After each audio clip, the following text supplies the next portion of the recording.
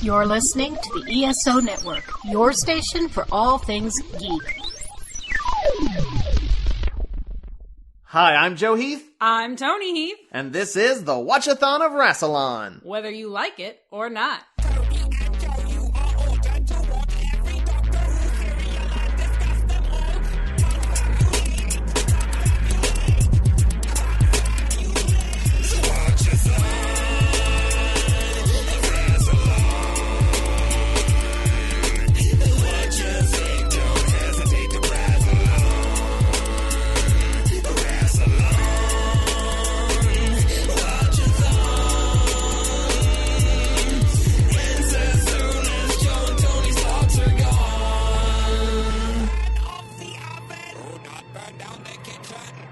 Today, we're going to be talking about the 7th and final serial of the 21st season of Doctor Who, and the first serial of the 6th Doctor, The Twin Dilemma, which consists of 4 episodes that aired from March 22nd, 1984 to March 30th, 1984. True facts! And I want to give a special shout out to Matt Golden for sponsoring this episode. Hey, thanks, Matt. Golden! You can check him out at MatthewGolden.net. I also want to give a special shout out to our newest Patreon patron, Nicole Mazza. Hey, thanks, Nicole.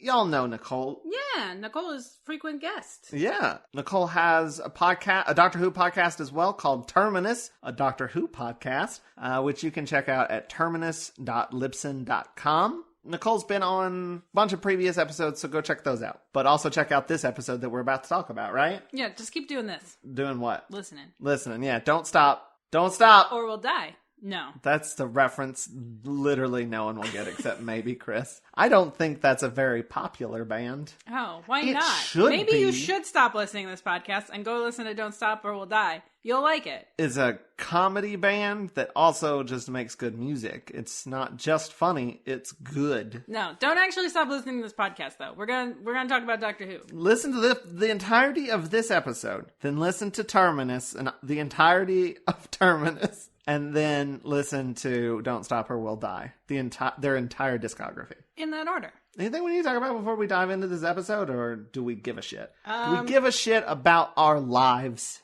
I think it's so weird that like we're finishing up a season here, but really we're starting an era. Mm-hmm. I hate it. I think it's bad.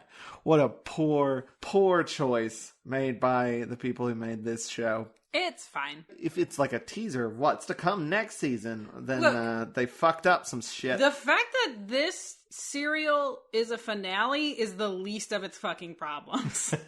Yeah, but can you imagine? Okay, so this is the finale, introducing you to this new Doctor as like a way of like, you're going to want to come back next season for this guy. But it basically ends being like, fuck you. Yeah, and also, he's a dick for half of it. I feel like they fucked up. If this had been the beginning of a season, I mean, it'd still be bad, but you could at least go, oh, well, let's see if they're doing something weird. Yeah. But instead, you're like, well, that's a bad taste in my mouth. This serial is weirdly antagonistic towards its audience. I mean, it's weirdly antagonistic in the storyline, but it's directly antagonistic towards the audience in a way that it's like, okay, why did you do that? I will also say that this serial, in that same poll where the last serial, Caves of Androzani, was voted the best Doctor Who serial of all time, in that same poll, this serial was voted the worst episode, the worst serial of Doctor Who. And we went in with that knowledge, but like when the first episode started, we were like,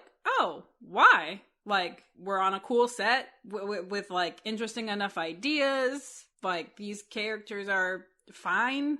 These like twins, what's their deal? We like started this episode like, oh, this is going to be one of those things where like everybody warned us about something and we were like, actually, it was fine. I will say it's not the worst. There's other episodes that I would not want to watch more than this one. I think you can like tease out the parts that like keep that, ditch that. And there's a good serial in there somewhere. But I definitely understand the like hatred for it. Me too. Should we dive into it? Let's do it. All right. Episode 1 of The Twin Dilemma, which I have called The Hermit of Titan 3, or the crushing boredom of eternity. Oh, I like the second one. That's a line that Six says. So before we even get into the episode proper, we have a new intro. A new face in space. It's basically the same intro as the Fifth Doctor, except there's more sparkles. I was going to say, but shinier. Way more sparkles. We get Colin Baker's face, and a slight difference. Usually it's just one image of the Doctor, but this one it's two that they sort of fade between, like do like a fake animation with it. Like it's just him and then he smiles. So there's two photos instead of one. How do you feel about this shocking innovation? This might surprise you, but I don't super have a feeling about that. Did you notice it? No. But yeah, that's new. I have no real feelings or thoughts on it. Well, I'm glad you brought it up then. Well, it's important. It's new. It's shiny. We changed things up in the last episode. What? I think it's a metaphor for the thing itself, which is things are going to be new and amazing, but it's really just kind of like, okay. So we start with Remus and Romulus playing some space backgammon, or as you called it, Pyramid Arcade. Pyramid Arcade, yeah. All of which is great. I freaking love any time that there are like alien board games, which is why I love Pyramid Arcade so much. Which, if you don't know, Pyramid Arcade it's a game set that was like designed. When the person designed it was like, what if there was like Martian chess? And so it's little pyramids and there's like a bunch of different games. I love this. I really like this opening scene. One of the common complaints of this serial is that these twins were bad, that they're badly cast and that they were not great actors. And there was even the people making it were pushing for this set of women, they're twins, to play it. And J&T was like, no, they have to be male. Why? I don't know. But that being said, I think they're fine. Yeah. They do what they need to do. They don't have a great script and they're doing well enough with it. Here's what irritates me about them. So like in this scene, they're creepy as shit, right? They're twins and they're creepy and they seem to have weird math powers that freaks out their dad. And Sylvester. They're dicks. They're real like rude about their mother. And their dad's like, chill out about your mom. She's your mom. And they're like, no, fuck her. She's the worst. Just because she's our mom doesn't mean we gotta like her or I think they say we don't have to respect her. So like there's this whole scene setting them up as these like weird, rude, creepy math children. And they're never this way again. No, not really. No. Which is a bummer. I think it's trying to do like a sort of thing of like, they don't really lean into it, but like they could be dangerous. They could do this thing, like do terrible things without even really thinking about it just for the challenge. But yeah, they don't really lean into that very well. But then like, yeah, later on when they are actually in like dangerous situations, they're like, we should stop this. Yeah, they're totally reasonable people. Yeah. And so it's weird that we spend so much time establishing this and then don't do anything with it. That seems to be a theme of this serial, is establishing people as dicks and then saying, actually, no, they're not always dicks. But like, it doesn't do it well. Not in a way that like that's what it's about, in a way that's like they forgot. I think that might have been the intention. It's just not written well enough. Because if there are elements there for that sort of narrative, and then they just constantly fuck it up. Anyway, we meet these twins and then we move on to the Doctor. Okay, here's another it's just weirdly inconsistent. So like the Doctor's like, what do you think? I'm a new dude. And he's, twirling around and like, look at me, I'm great. And Perry is just incredibly rude. Now, to be fair, this is kind of a terrifying thing. Perry's somebody who's just gotten onto the TARDIS. She knows very little about the Doctor. She doesn't know about regeneration. So it's scary. Okay, but she's not reacting as if it's scary. She's like talking about like how ugly he is. She does do that, yeah. She's like, you look terrible. And he's like, I think I look fine. And she's like, well, you don't have to live with it. I do. She literally says that. And she pulls a mirror out of his pocket so he can look at himself. See? You look awful. Look at you, you big clown. And you don't even have the coat yet. But he loves his new look. He's just admiring himself in the mirror. He says he has a firm mouth. He does say that. I don't know what that means. And I don't want to know. I don't want it explained to me. I can explain it. This is what the people want. We have to explain these concepts to people. We have to dive into the nitty gritty of what this cereal is. His mouth, it firm. Excellent. I'm glad we've just sussed that a real out. solid mouth. Okay. I'm glad we explored that, and now we can move on to the thing that happens next. Pretty dry, too, I'd imagine. No. Like, if it's firm, it's got to be dry, right? Because if it's wet, it's too slippery. That's not firm. I don't know. The doctor has a dry-ass mouth. That's what I'm saying. Ladies. I don't know. He gets the coat. That's the next thing that happens. Well, it's actually a little while off, but first he's got to complain about the fifth doctor. He has a whole scene where he's like, he had a feckless charm and he was effete. Because she's like, oh, he was sweet. And he's like, sweet, effete, sweet. I gotta say, I actually enjoy the sixth doctor. I'm enjoying him so far in this serial. Like, up to this point, I'm enjoying him. And I'll enjoy him for a little bit more. You'll know the scene where I stop. Because he's very hammy. He's very hammy. He's very big and boisterous, and I like that. I mean, I liked 5 a lot, but I did kind of miss that, like, energy that, like, Tom Baker had a little bit, you know? Here's the thing. 6 very much feels like an overcorrection of 5. Of, like, 5 is a doctor who we had who wasn't the main character in a lot of his own serials. You know, was kind of more quiet, was kind of more passive, and it was like, oh, man, that didn't work. What if instead he was the most everything?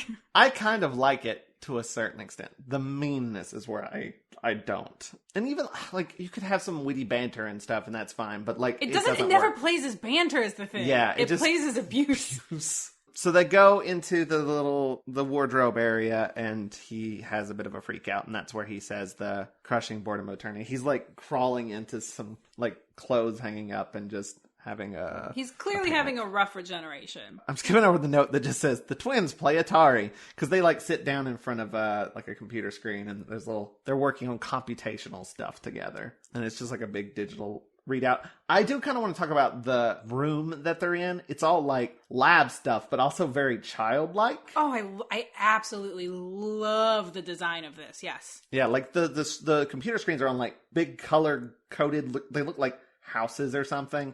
And, like, one's green, one's red. It matches their outfits and their chairs. There's a giant Rubik's Cube in the background. It's just, it's a nice set. I like it. It looks very much like a child's playroom, but it's also very alien. Like, the games that they're playing is these weird pyramids, and it's a Rubik's Cube, but bigger. Clearly a lot of thought went into designing this set, which, again, I don't think we ever see again. Like, we don't see much of it. We don't spend any time here. Once the twins leave it, we see one more scene with the dad, and then that's it. They don't even come back. But then in the wardrobe, the doctor tries on 2's fur coat. Then he puts on a Pertwee-esque coat. Doesn't like either of those. He's having some chat with Perry about stuff. I don't remember any of this dialogue, yeah. But he's, like, flexing in the mirror. I watched, like, the making of and stuff. He's wearing Peter Davison's outfit. It's the same one. And they had to, like, cut it up the middle of the back because he was too big to fit in it. But yeah, like, he's doing some flexes. And then he finds an outfit. We don't see it yet, but we know what it's going to look like. We've seen it. We've seen the outfit. So, back in the twins' room, an old man just appears in the middle of the room. And Toni and I are both like, okay, cool. Still enjoying this cereal. It's weird. They are impressed with his magical appearance. And he's like, oh, it's just an illusion or whatever. And they're like, we know. But it's still pretty good. But it's a good illusion. And he's like, I'm here to talk to your dad. And they're like, well, Dad's not here. And he's like, well, tell him I came by. Nice to meet you. And he shakes their hand. He shakes both their hands and they both just stop. And then you see that he has put lifesavers on their wrists. Of the gummy variety, specifically, yeah. Green ones. I don't know what flavor that is. I don't know if it's lime or apple. God, I really want... Have you ever had the sour ones? Mm-hmm. I really want those right now. A coworker of mine... When we're done with this podcast, can we go get sour candies? Sure. Yes. Coworker of mine just bought off-brand cream savers for like $12 for 2 bags. Okay. Do you remember cream savers? No. Oh, they were so good. It was like strawberry and cream lifesavers. It was if you never had them, don't knock them because they're the best. Cream stuff. Well, I don't understand you sometimes. Anyway, what these little lifesavers do is it wipes their memory. So maybe that's why they're not dicks. They forgot that they're dicks. And then all three of them teleport out of the room. So the doctor has put on his outfit. As a child named Joseph,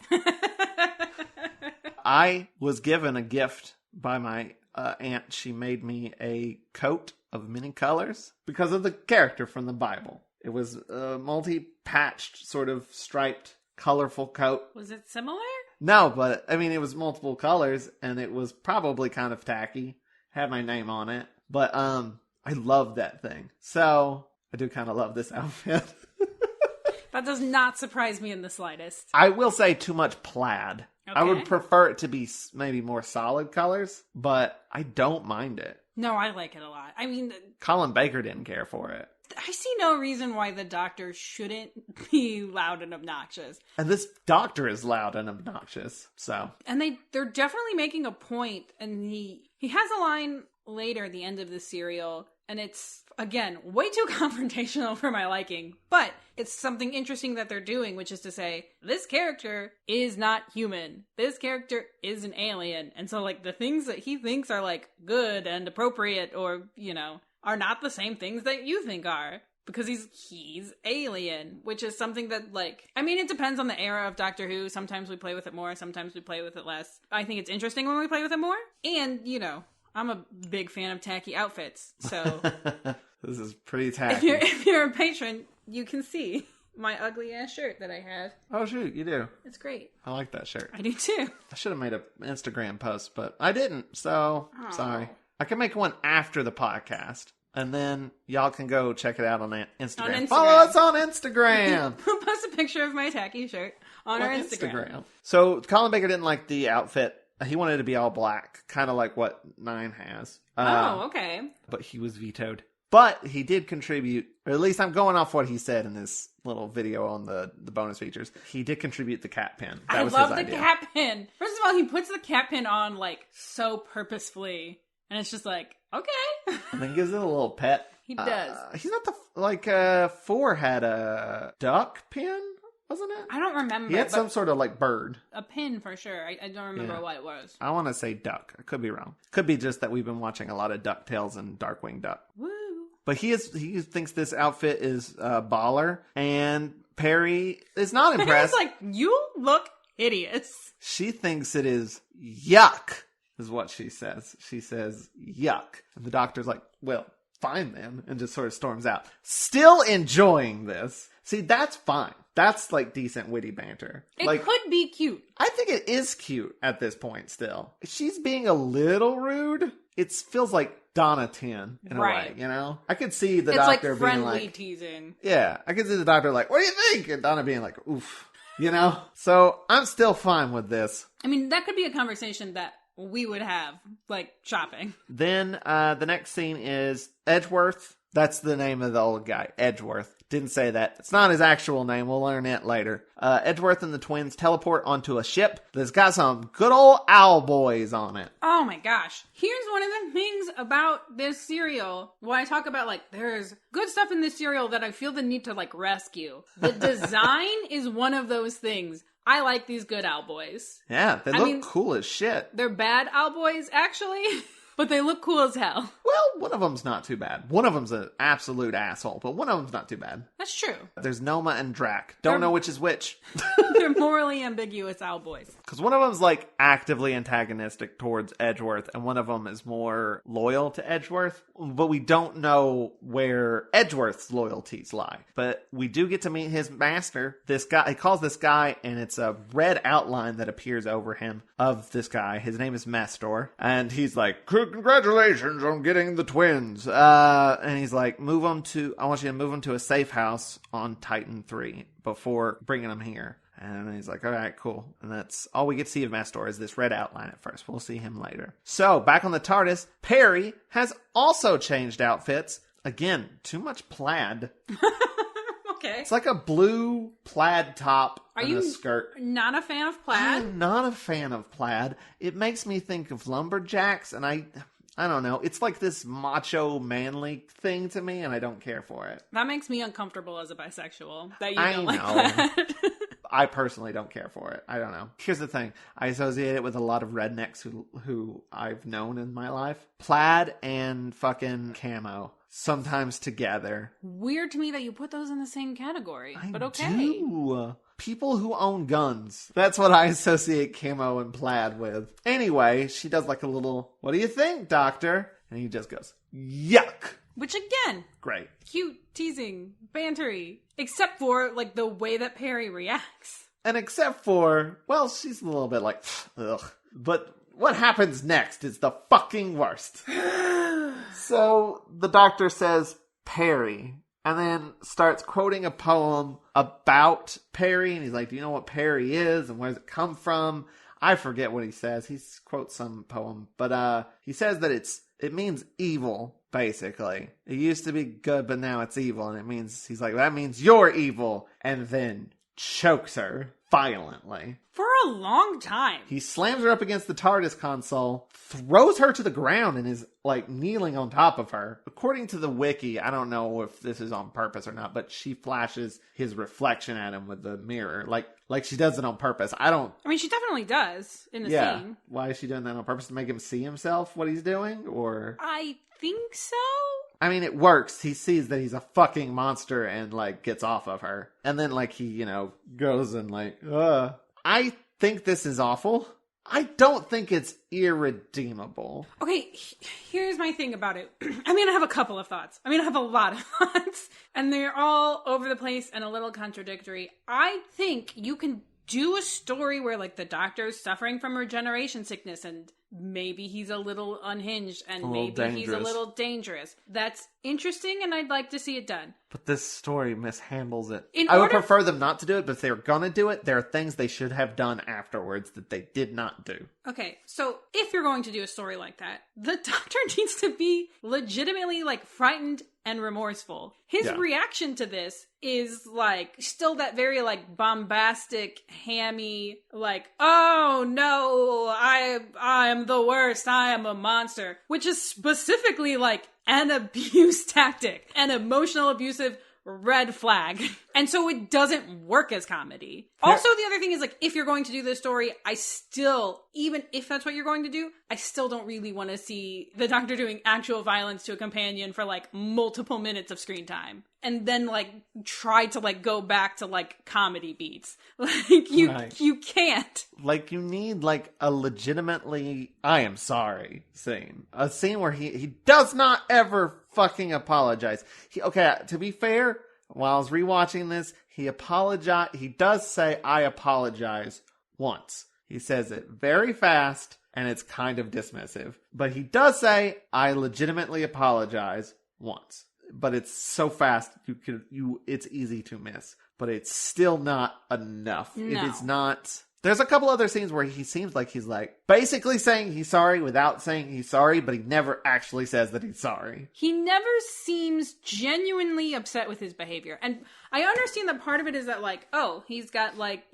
out of his mind a little bit. But you have to have those flashes of, like, lucidity to be like, oh shit, this is a problem. What are we going to do? Because, and this is what's so bonkers to me about this is a new doctor. You're establishing this brand new character and you're just making them, we don't know that he's not shitty. We as an audience is like, is this who he's gonna be now? We legitimately don't know. And so you have to have something to bring that character back to, like, justify me caring about them.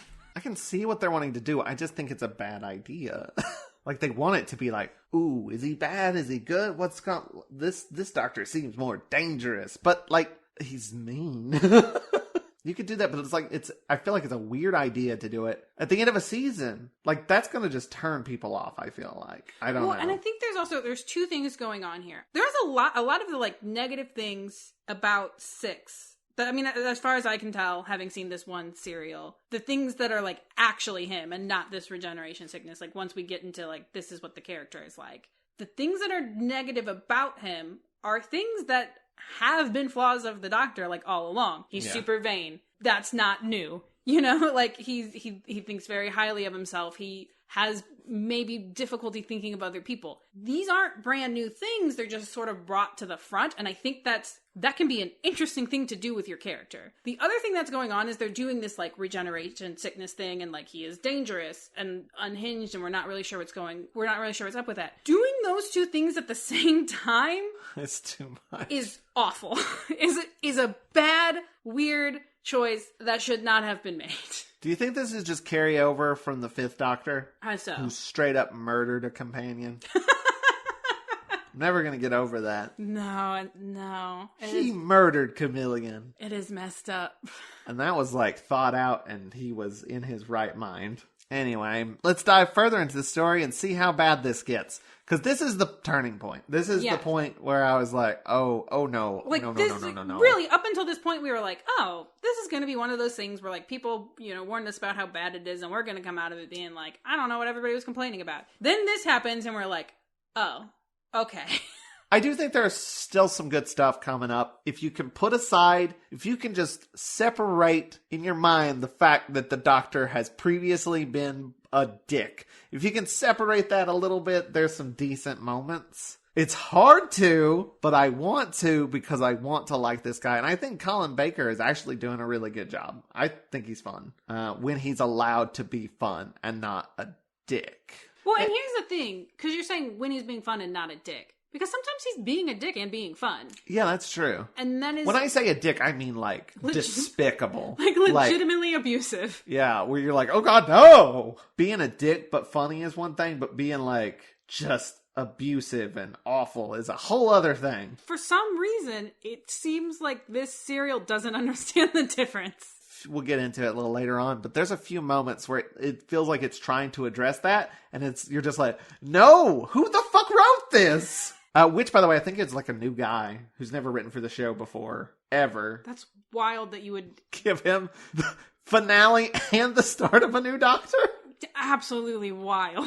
Just bonkers. So, let's continue with the plot. The twins' dad finds some Xanium, remnants of teleportation, I guess. I just wanted to call that out because I like the word Xanium. Okie doke. It sounds pretty funny. Hated that. So his kids are missing. He calls some space cops, and they're going to launch a search. That's going to. I think the cops too are like, "Oh no, it's not those fucking kids, is it? Shit, that's scary." They could destroy the universe. That's going to set up a character we will meet a little bit later on, or maybe he's even in this scene. I don't know. So the next scene is Perry is legitimately traumatized, and the Doctor downplays it. Perry has every right to be traumatized. She's like, you tried to kill me. He's like, no, I didn't. That's ridiculous. I have inbuilt resistance to violence. And she's like, no, the fuck you don't. Which is true. The Doctor is incredibly violent, let's be honest. Not to his companions, but he does have the ability to be violent.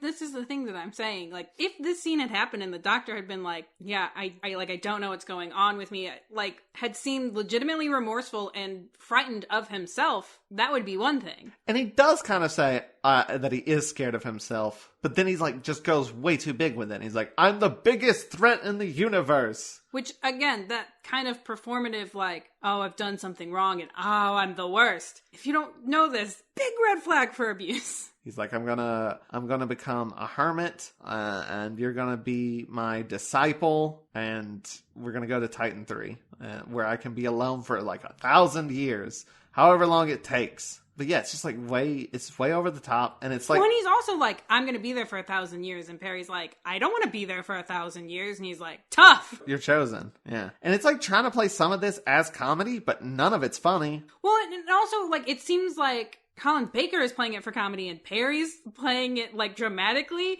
and, like, that inherent, like, disconnect between the two of them just plays into how, like, unsettling and upsetting it is. But to be fair, I don't know how the fuck you play this scene. It's not written well. Yeah, I don't know as far as, like, what the intent was. Like, how do you play it? Both of them playing it as funny? That feels wrong. Do you play both of them taking it seriously? That feels wrong. It's just wrong. It's just a bad scene. There's no saving this. Just chuck it. Just chuck it out. Just chuck it right out. Try again. I don't know how you get to the Titan 3 without this scene, but you'd have to do a rewrite. Like, part of me was like, there's got to be a way you could edit this to be better. but I don't know if you can, because, like, I mean, this scene right here is terrible, but is also plot important. Anyway, meanwhile, on the ship with the Owlboys, the twins are, like, put in a room, and one of them pulls off a panel and fiddles with stuff and sends out a distress signal that the police that are looking for the twins immediately find, and they find this freighter, and they're like, hey, what are you doing here, blah, blah, blah, and the ship goes into warp drive and disappears, and they're like, oh, fuck, that's not great. Like, that freighter should not have a warp drive, so that's definitely probably... sneaky. Even if it's not the twins, it's something bad. They're, like, relaying this information to, like, the head cop woman. And she's like, what does this mean? And, like, their audio goes out. Like, something happens. They're like, we're going to follow, and then it just, like, cuts out. And they're like, what happened? And then another woman turns around and is like, they were right! The freighter doesn't have warp drive! She does this multiple times where she, like, gives information on a delay. She's like, what's that character on Steven Universe? Oh, yeah. I forget her name, but I know you're talking about. Yeah, the Sapphire who has future vision that's broken. She is exactly like that. Like, I don't know if it's supposed to be a joke. It's played straight, which makes it even more hilarious. Like, okay, that's... Thank you. For this knowledge we already had. I like, know. Multiple and it's times, not important. The head cop, too, will be like, hey, you, look this up. And then, like, she will just confirm something that we already saw happen. And it's like, why did you even ask her? You already had that information. She's like, yep, I just Googled it, and it's definitely true. All right, thanks. Space cops. So the Doctor and Perry have landed on Titan 3, and this is when he's still going overboard with the whole hermit thing. Says they're going to have to find a cave because he needs to suffer. And Perry's like, why do I need to suffer? And he's like, well, you have to administer to all of my needs. Which again is very fucked up and weird. And then they hear a loud... And he's being very hammy and funny, and she's being like, oh my god, I'm going to be... murdered. Yeah. Somebody should have said, hey, this script is bad? Anyway, they hear a loud crash outside of the ship, and they are going to go check that out. Mester calls in to Edgeworth again and yells at him for being caught by the police. And then we finally get a good look at Mester. He's just a big old caterpillar. He's just a big old bug. He's like... I mean, he's a slug, isn't he? Slug, yeah. He sticks his hands up beside his face all the time when he's talking. And he's got 2 eye stalks. I think they're eyes. I don't know. But he also has... I think he has big giant nostrils. No, I think they're just both eyes. He has 4 eyes? Yeah. I don't know if it's eyes on eye stalks and the 2 eyes where a human head would be, or his nostrils. That's what I was thinking. It doesn't look to me like that's what they were trying to do. They both just look like eyes to me. Well, yeah, and also sometimes they just frame up the bit with cutting off the eye stalk eyes, yeah. Which I don't think he would do if those were, like, supposed to be his primary eyes. That sounds like a good, like, band or something. Primary Eyes. Yeah, I'm a big fan of Primary Eyes. Anyway, he just calls in and says he wants to get the twins up and running at full speed. Get them going. Get them working on a thing that we don't know what it is yet, but we'll find out soon.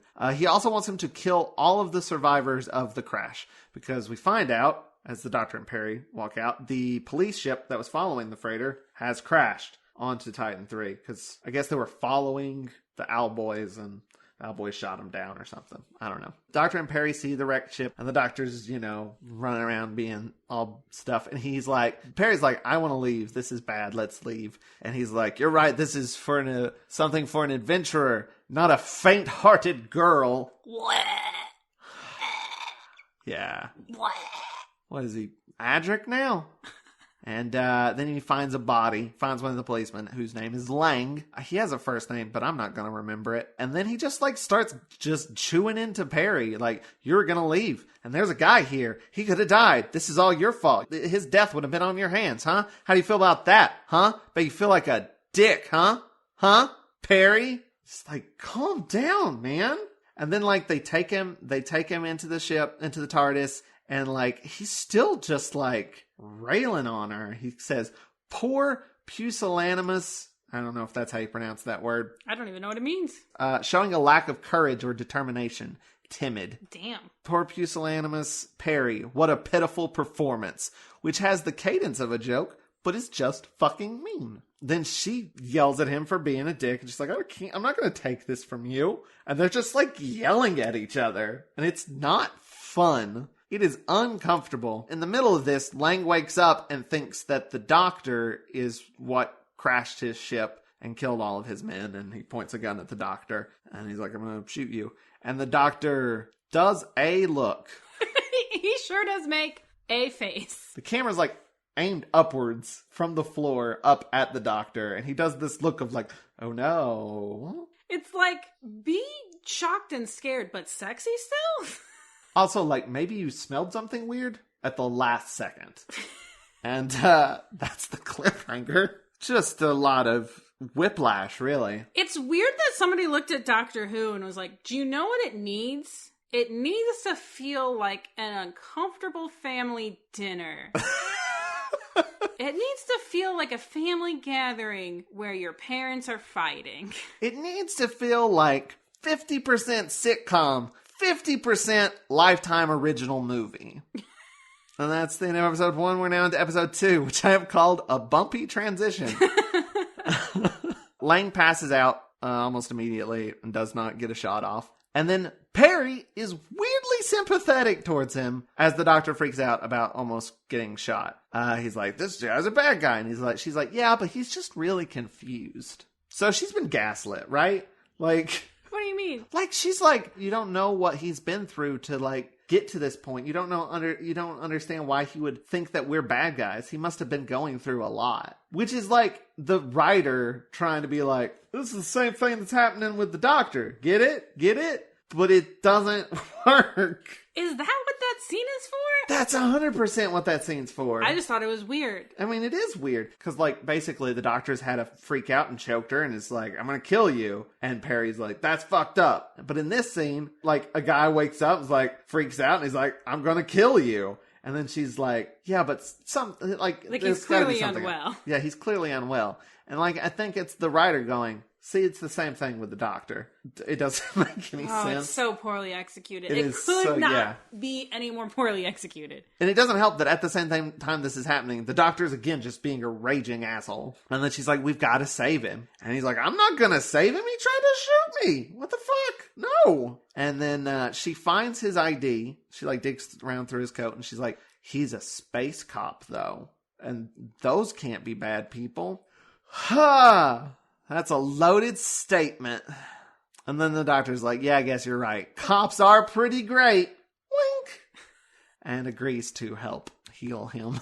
Look at him, see what's wrong. Because he is a doctor. But he only agrees to do it if she will hide the battery pack to his gun or whatever. You know, some space nonsense. I like that they say hide it, too. Not like take it and like put it in your own pocket, but or hide it. Destroy it even? Because where she hides, she just like goes and she goes into the wardrobe and just puts it in the pocket of a coat. Spoilers. Motherfucker picks that coat. Like, and it's fabulous. He puts that coat on. The coat she hid she's like, ooh, this is ugly. And that's the first thing he picks up. It is sparkly as shit. In multiple colors. I don't know why he puts on a new coat. I mean, his is all torn up. Like, is he cold? It's all torn up. His clothes are all torn up from the crash. So when he goes into the wardrobe, he's like, "Oh shit, new clothes." But he picks the like gaudiest, flashiest thing, like out of his like uniform. Out of his like drab blue uniform. Yeah. And he's just like, "I'm gonna treat myself. I'm gonna be special today." It looks a lot like this shirt you're wearing. It does. Only louder. Again, follow us on Instagram. The owls have gone to get rid of all of the survivors, and they say there are no survivors. They tell Edgeworth this. Okay, so they're at a base on Titan 3. And Edgeworth's like, okay, cool, there's no survivors. Move on and check on our ship. Make sure everything's cool with our ship, and then we'll all meet up there and then leave. They have to go through some weird, like, ducts to, like, avoid radiation or some shit. I don't know. It's a thing. Meanwhile, the twins are using weird dry erase windows. They've just got like little clear plastic things that they're drawing their computations on, which by the way are just like They look like Space Invaders. They're just like little Tetris. squares. Yeah. Like they have to do it longhand because they're no longer allowed near electronics because they sent off that distress signal. And then Edgeworth's like, anyway, go back to your work. And they like refuse to do any more.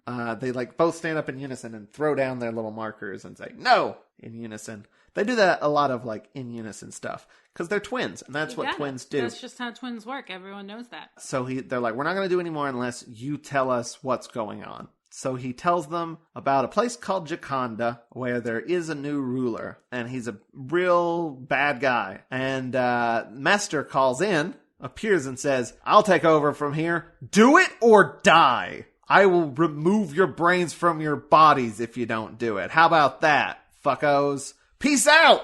And then he disappears. And they're like, oh, okay. Guess we'll do some more math. Meanwhile, the doctors Lang, he does some stuff. He also brags about how easy it is. I feel like this part from here on kind of works. It doesn't work in the context of the fact that he's completely disregarding any of Perry's feelings. And also, Perry's still kind of traumatized. But if you take it on its own, it's fine. It's kind of fun. Anyway, the doctor senses evil. We have to do something, The Perry. doctor, by the way, basically, like, divines the plot in this moment. Yeah, because Lang, when he was, like, passed out on the floor, said, the children. And then the doctor figures out the entire fucking The plot doctor's like, he from said that. the children. That must mean there are two twins who are great at math who are here, and they're doing something that's gonna fuck up the world. That's definitely what's going on. And it's like, shit, okay. I mean, you're right, but damn. To be fair, it wasn't quite that specific.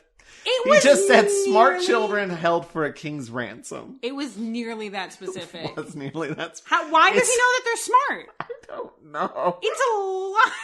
Hey, he's right, and then you'd be the kind of motherfucker who questions Sherlock Holmes. Yeah, I would. Because so much of that is nonsense. So the doctor's like, we need to go out and investigate. And Perry's like, there's not anything out there. And like pulls up a view screen. And the doctor's like, okay, but what's that? That conspicuous bump thing. And she's pyramid. like, it's a bump. He's like, a bump? It's not a bump. It's too symmetrical to be a bump. That's why this episode's called a bumpy transition. Anyway, he's like, it's got to be something man-made. Let's go check it out. And then she's like, what about radiation? And he's like, I don't give a shit about radiation. What's a little bit of radiation? We're having an adventure. And then she says, what's a little bit of radiation between friends? And he says, Braveheart, Tegan. Tegan zones out for a second. Yeah. Like, that shit's good. It's a little hard to emotionally invest in this scene, considering what happened earlier. But if none of that shit had happened, this scene would have been fine. You know? It would have been fun, even. If Perry wasn't going through the whole thing justifiably traumatized, it'd be a fun scene. Right. So they go to check out the bump, and Perry's like, what about Lang? And he's like, oh, he'll be fine. It's going to take him an hour to, like, recuperate anyway. Let's go! So they leave him just sitting in a chair. They stroll out. The doctor quotes Longfellow. He's just very boisterously stomping around and shouting things, and Perry is very annoyed at it. And see, like, now this is the point where it's like, now I'm just like, I don't like Perry. Like, it's one thing to be legitimately traumatized. That's understandable. But now she's just, like, back to being the way she was at the beginning of this episode, where she's just like, Everything. this sucks. Which is... It's not fun to watch. It's not fun to watch. If, like, none of your characters are enjoying being in the story, like... Some of them are enjoying it, but none of them at the same time. It's so frustrating. Then they find a possible entrance to the bump. It's not the entrance to the bump, but it's like a door that could maybe lead to the bump. It's another random door, and the doctor's like, I bet it leads there. And Perry's like, based on what? And the doctor's like, let's Smart, go. ain't I? I got a inbuilt doctor radar thing or something. I just seen the script of this episode. Did you? Why didn't you stop it? So they go in. Then there's a scene that I actually really like, which it's just the two twins hanging out. They're like resting in a room. And it's just the two of them being like really open and vulnerable. Talking about how they're scared and they don't know what's going on. And like one of the other twins is like, well, we just have to do our best and hope that things will be all right. We just can't panic and stuff. I don't know. It's really sweet. I don't know why. I just really liked this scene. Thought it was nice. I suspect it's because you're an only child. I don't know. It's just nice to have a nice scene amidst all of this. And, like, neither one of them are being awful, so... It's just nice to see two people be nice to each other. So, the doctor and Perry are going through, like, some sort of, like, ventilation system. And the doctor is all gung-ho, and let's do this. And Perry is not. She's very, like, we don't know what's going on and what to do, and da-da-da. And then, like, halfway through, they just swap? The doctor's like, oh, maybe you're right. Well, this is just a reconnaissance mission. We don't need to just blow right in there. Let's leave. And she's like, but there might be children. We should go check because there could be children. We need to know if there are children. And the doctor's like, no, we should leave. We should leave. And it's like, what the fuck just happened here? Do you know what's weird? As dumb as it is, that exact same thing happens in Dirk Gently. The new one, when they're in the maze? Yeah. One of them's like, I don't think we should do this. And one of them's like, we should totally do this. And then, like, without warning, who's saying that swaps. You can do that, but you need to have some sort of reasoning behind it. Yeah, you gotta sell it, and they didn't. Not sell it. It's just like, what is happening? Who wrote this? And then they are caught by the owls, who point some guns at them. And then the doctor immediately ducks behind Perry, sticks his head through her armpit. Again, could be cute. Well, except for the fact that he's like, I didn't do anything. It was her. Take her, not me. That's not terribly cute. But, like, this is what I'm saying. Colin Baker is definitely, like, hiding behind her and, like, peeking her head out is, like, definitely, like, playing comedy. He's definitely, like, hamming it up in a comedy way, and you're like, but it's weird. But it's not funny. Weird. It's supposed to be funny, but it ain't. Then the next scene is very weird, and I forgot about it until I was making GIFs. Edgeworth has been getting more and more tired, partially because we'll later find out Mastor is fucking with his brain. Like, Mastor can, like, read people's thoughts and stuff. He can control people, whatever. He's been, like, struggling with that, and it's tiring him out. So he's like, I'm gonna go revitalize. And then he goes into this little alcove, and then turns into a diagram. He looks up, and then he transitions and turns into, like, a 2D flat diagram of, like, a nervous system. Oh, wait. That did fucking happen. What?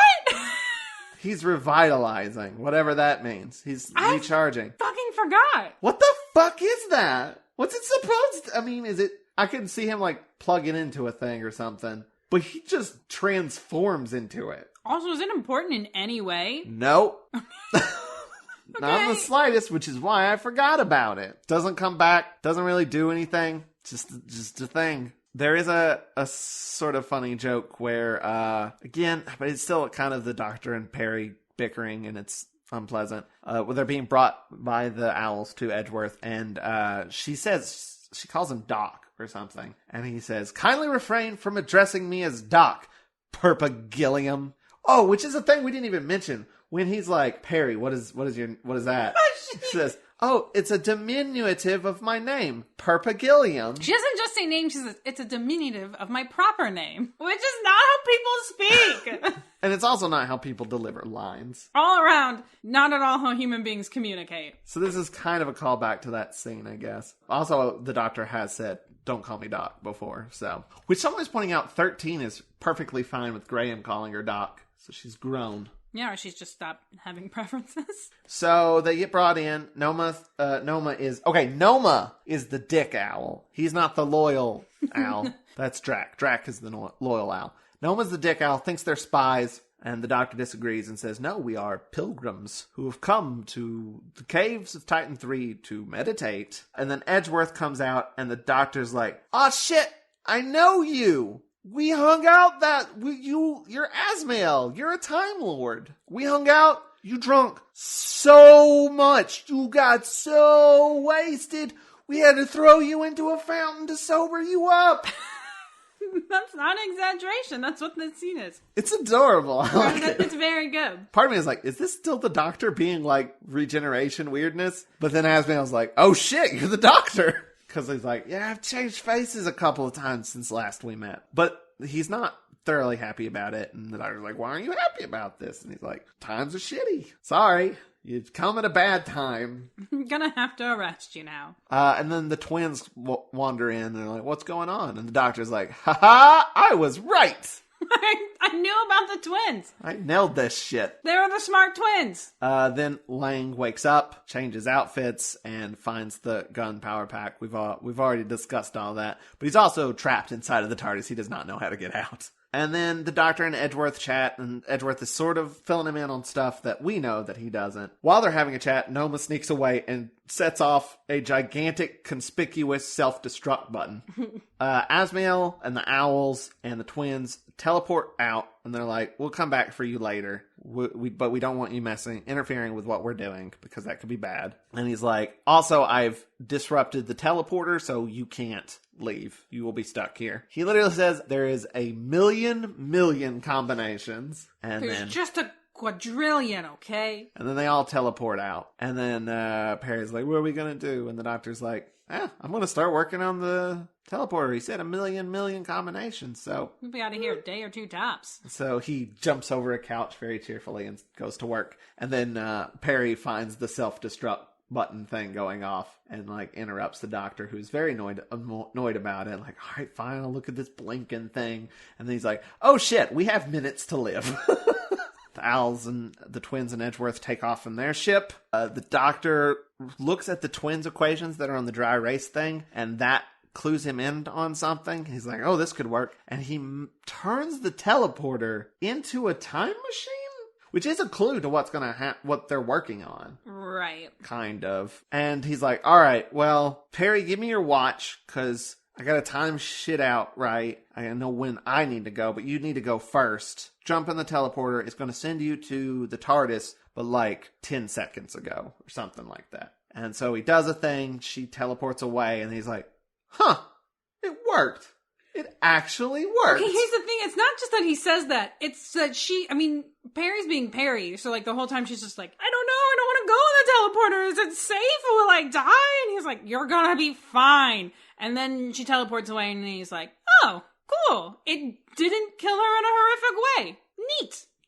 Things that have the cadence of jokes could potentially be good jokes, but without all upsetting. That context that makes it bad. But then the watch stops working, so he's like, oh, fuck, I'm just going to have to eyeball it. He jumps in the teleporter and pets his little cat pin for luck. And then we don't see him disappear. It looks like he's about to. And then it cuts to inside the TARDIS. Perry appears in front of Lang, who's like, what the fuck's going on? And points a gun at her. And then she just does not give a shit about that. She just wanders around him and like messes with the console, pulls up the view screen. She's had so many shitty things happen to her in this day that it stopped affecting her. She pulls up the view screen and we see the bump and it fucking explodes. Perry turns to the camera crying, no, Doctor, no. Can we talk? Can we discuss this? Is not great acting? It's some of the worst acting I've seen on the show so far. Doctor! It's like that. It's bad. Awful. It's not realistic. It's unintentionally comedic. It's supposed to be the cliffhanger and I'm just like, that's cheesy as fuck. I don't know. I don't like Nicola Bryant. I feel bad. I've met her and she seems like a very nice lady. Very nice. Very sweet. This is bad.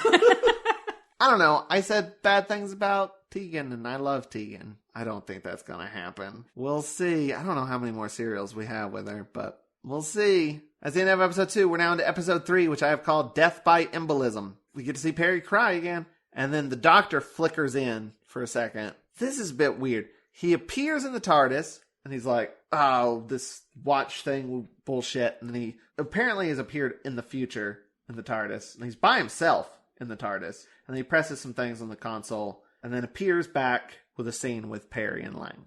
But he's petting his cat pen when he appears with Perry and Lang. And I feel like they just threw in an extra scene for no reason. Because the cat pin was supposed to match Cuts. Yeah. That is weird. It is weird. Like, I don't know why they have that little scene. That's not needed. It's just, like, he explains what happened. Like, there's no reason for him to have appeared in the TARDIS in that weird scene. It just should have been the scene that it is. I don't know what happened there. It feels very odd. Perry's like, oh, I'm so glad you're not dead. And then this is the scene that's almost an apology. The Doctor is very confused as to why Perry would care if he died.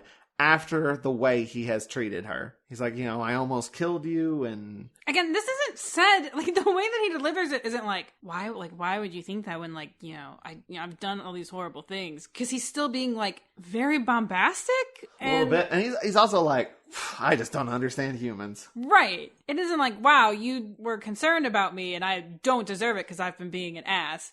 It's just like, you shouldn't give a shit about me. That's dumb. Like... And at least he's performing it somehow, because the next line is performed the worst way, and also it's just a terribly clunky line, because he's like, I don't know why you do this, why you care after I treated you the way that I have. Perry says, it's called compassion, Doctor, the difference that remains between us. No one speaks like this. The difference that remains between us. What? The difference that remains between us is that I make this look good. It's a little Men in Black humor for you.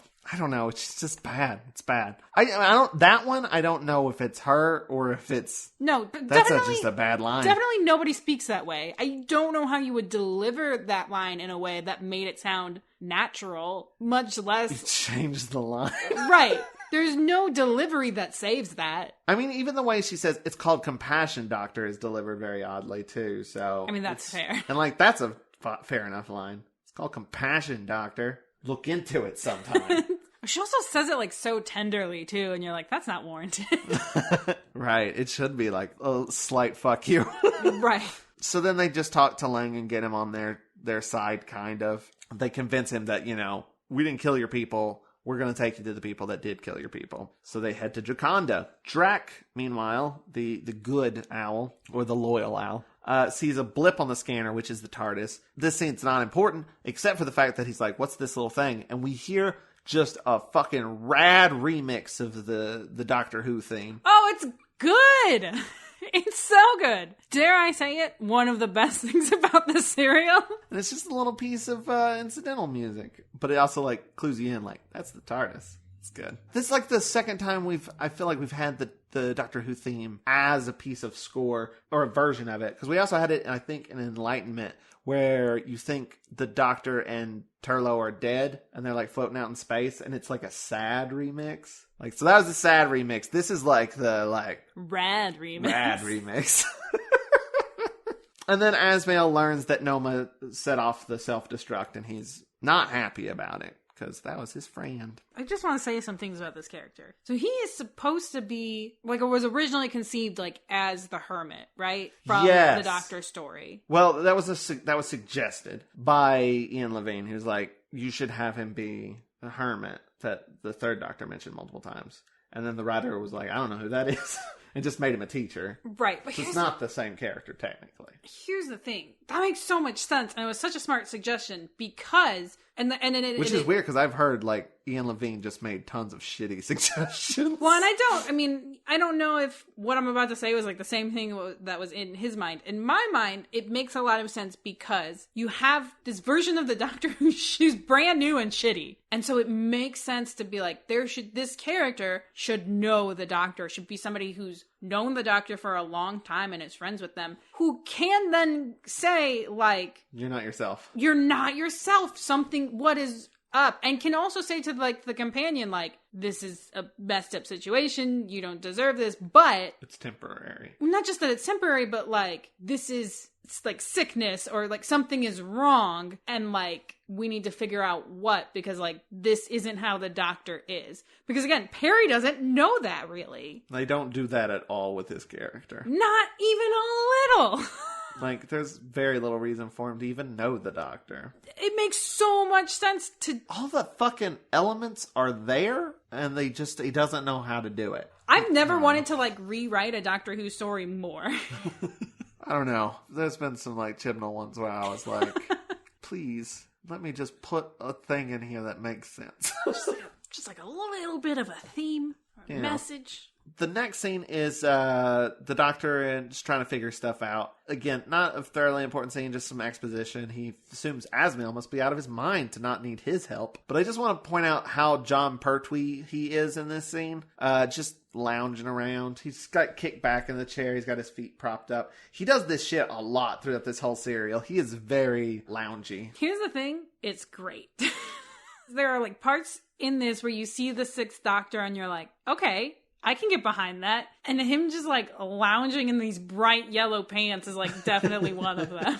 I like him. I do like him. I don't like this script. I like him though. I think he's doing the best with what he's got. But what he's got is not great. But there are scenes where he shines, you know? Like if they just wrote this whole thing as him being fun without all this unnecessary meanness, I'd be like, this is great. And there can be teasing. Yeah, there can be teasing, but there can't be just abuse. I don't know. It's just like arguments constantly. Right. And it's not interesting. It's not like based on like, anything there's real. Conflict. Yeah, it's just conflict for conflict, which is a problem we've had if on this show recently. If it's unmotivated, it's not interesting. It's just noise. And speaking of sort of pointless scenes, we have a pointless scene to establish two things. One, that Master is evil, which we already know. And two, what his powers are. An owl, a Jacondan. They're called Jacondans, I guess, but I'm going to keep calling them owls. There is an owl that is brought to Master. It's just this is a common owl. This isn't like one of the people that we've met before. He has stolen some vegetables for his family. Well, sentenced to death by embolism. And shoots out a green beam from his head, and the owl glows green and goes, "Aah!" and then falls over dead. Fucked up, but also kind of unnecessary. I mean, they just need a scene to establish that he's evil, but it's like so disconnected from literally everything. We don't know who this guy is. I mean, it's also, I guess, trying to say that, like, he's taken over these people. This whole society, yeah. It's not so much that they're, like, helping him. He's very much, like, ruling over them. We will later find out that he took this over from Asmael. Why was Asmael the ruler of these people? I don't have an answer for that question. Is that said? When is that said? It's said that he was the ruler of Jaconda until Master took over. And like, cause he's like, the only reason I'm doing all of this is to help my people. I don't have an answer for that. Except that like, he's just like a renegade Time Lord sort of situation. And it's like, I live here. And they're like, man, you're smart as hell. You want to be in charge? Like, right. That's kind of... not great. Why is that such a common narrative? I mean, the answer is colonialism. I don't... Oh, right. Yeah. Anyway, the TARDIS arrives on Jaconda. The Doctor is a great big old ham. They land, and he just, like, looks at Perry, points to the button that opens the door. She, like, pulls out the lever that opens the door. He crosses his arms, throws back his head, and walks out without looking. His eyes are closed. He gets outside. He flings his arms open, and he's like, Jaconda, beautiful Jaconda. And it's like to set up a joke because whole place is fucked up, and they're like, beautiful, it looks like shit. And he opens his eyes and is like, what the hell? See, if none of this like grumpiness, assholishness was there, I'd been like, this is delightful. Right. And I still do think it's kind of delightful. But he's like, oh shit, this is bad. There was like a fucking forest here. What happened?